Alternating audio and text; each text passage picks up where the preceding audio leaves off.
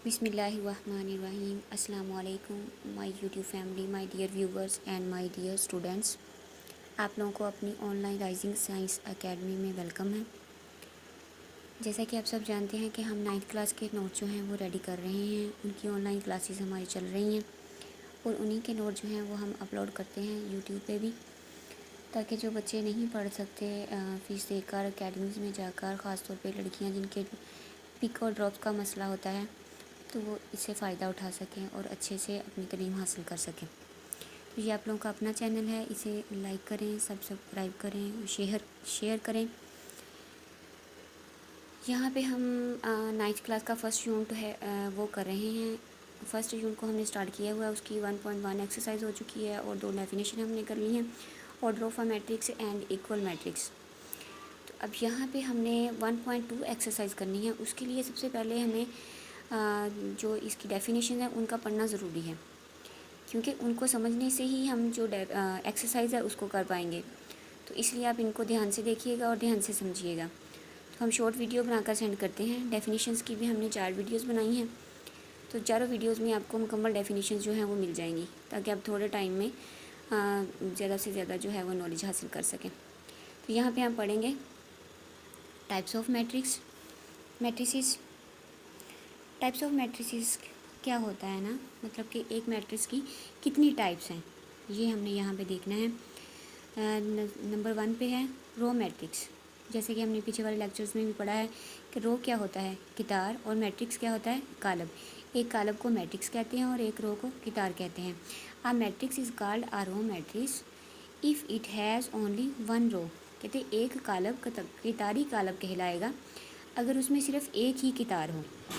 ठीक है, यहाँ पे आप लोगों को समझ आ गई है कि इसका क्या मतलब है कि एक कालब कितारी कालब कहलाएगा अगर उसमें सिर्फ एक ही कितार हो। मतलब कि जो उसमें हॉरिजॉन्टल एंट्रीज़ हैं, मैंने पीछे भी जितने लेक्चर पढ़ाए हैं उनमें बताया है कि हॉरिजॉन्टल कौन सी होती हैं। मतलब कि जो हमारे पास एक एंट्रीज़ आ जाती हैं कितार में, जिनको हम हॉरिजॉन्टल बोलते हैं ना, horizontal entries. M is equal to, यहाँ पे हमें एक एग्जांपल दी हुई है, the matrix M is equal to 2 - 1 7 is a row matrix. मतलब कि इसमें 1 रो है, इसमें जो एंट्रीज़ हैं वो हॉरिजॉन्टल 1 ही हैं, लेकिन वर्टिकली 3 हैं, मतलब कि 3 कॉलम है इसमें और 1 रो है।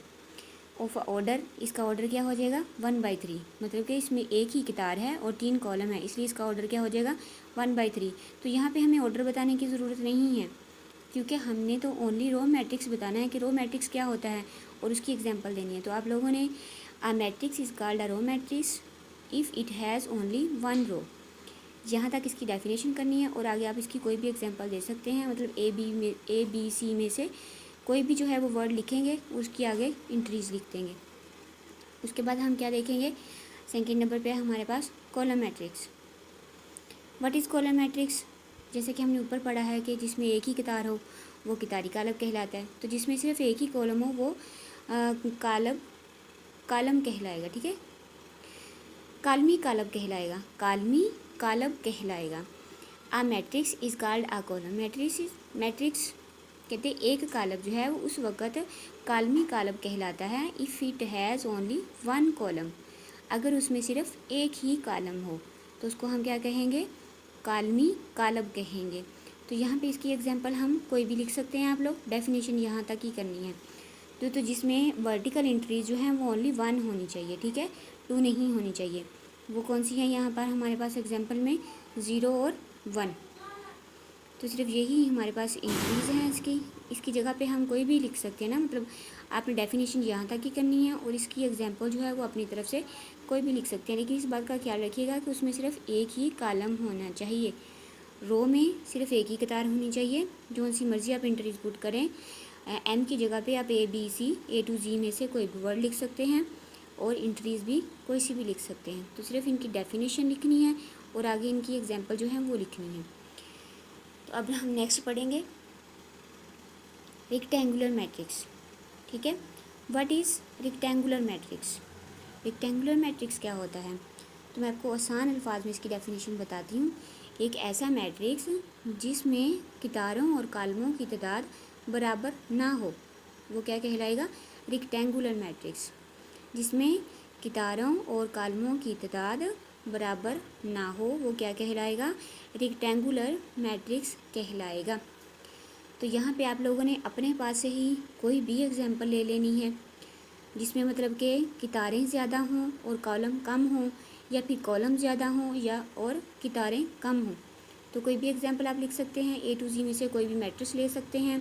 यहाँ पे हमें उन्होंने एग्जांपल दी हुई है A इज़ इक्वल टू 1 2 1 1 2 और 3, ये हमें एग्जांपल दी हुई है इसकी। तो इसमें देखें हॉरिजॉन्टल एंट्रीज़ कितनी है 1 2 3 और वर्टिकल एंट्रीज़ कितनी है वो 1 और 2 है।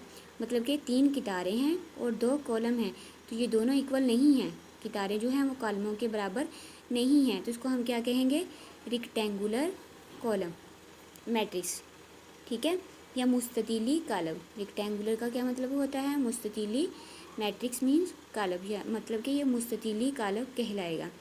एक और एग्जांपल हम इसकी देख लेते हैं, वो बी है हमारे पास, ABCDEF, ठीक है।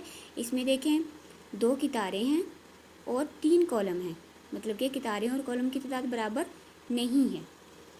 तो बस यही बात है इसमें समझने वाली। उम्मीद करती हूँ कि आप लोगों को यहाँ तक अच्छे से समझ आ गई होगी। आप लोगों का अपना चैनल है, इसे लाइक करें, शेयर करें और सब्सक्राइब करें। अपना और अपने प्यारों का ख्याल रखिएगा, अच्छे से समझिए इनको, ताकि हमें एक्सरसाइज जो है वो करने में आसानी हो।